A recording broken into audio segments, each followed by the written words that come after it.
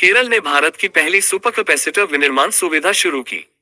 केरल के मुख्यमंत्री पिनाराई विजयन ने हाल ही में कन्नूर के कल्यासेरी में केलेट्रॉन कंपोनेंट कॉम्प्लेक्स लिमिटेड (KCCL) में भारत की पहली सुपर कैपेसिटर विनिर्माण सुविधा का उद्घाटन किया।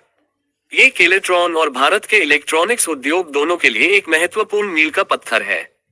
केलेट्रॉन की विरासत 1974 में स्थापित केलेट्रॉन को भारत में इलेक्ट्रॉनिक्स और IT क्षेत्र में पहली सरकारी स्वामित्व वाली कंपनियों में से एक के रूप में जाना जाता है। इसने देश में अन्य सरकारी कंपनियों के लिए एक उच्च मानक स्थापित किया। इस नई सुपर कैपेसिटर सुविधा के साथ केलेट्रॉन उद्योग में नेतृत्व दिखाना जारी रखता है। सुविधा का महत्व। नया सुपर कैपेसिटर प्लांट भारतीय अंतरिक्ष अनुसंधान संगठन (इसरो) की मदद से विकसित किया गया है। इसे बनाने में 42 करोड़ रुपए की लागत आई है और उम्मीद है कि इससे इलेक्ट्रॉनिक्स के प्रमुख केंद्र के रूप में केरल की स्थिति मजबूत होगी। इस प्लांट से रक्षा और इलेक्ट्रिक वाहन जैसे उद्योगों को भी लाभ होगा, जो उन्नत तकनीक पर निर्भर हैं। इलेक्ट्रॉनिक्स के लिए केरल की बड़ी योजना। केरल सरकार ने इलेक्ट्रॉनिक्स क्षेत्र को बढ़ावा देने के लिए 1000 करोड़ रुपए और निवेश करने की योजना बनाई है। इसमें मौजूदा कारखानों को अपग्रेड करना और नए बुनियादी ढांचे का निर्माण करना शामिल है, जैसे कि IIT कॉरिडोर और अम्बालूर में एक इलेक्ट्रॉनिक्स विनिर्माण पार्क।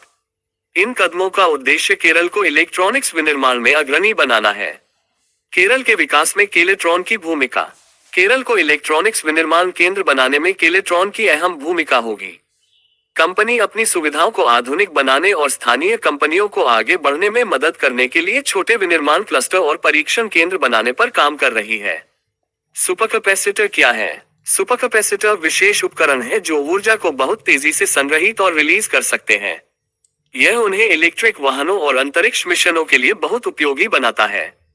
वे रक्षा, ऑटोमोटिव और एरोस्पेस उद्योगों के लिए भी महत्वपूर्ण हैं, जिन्हें विश्वसनीय और तेज ऊर्जा समाधान की आवश्यकता होती है।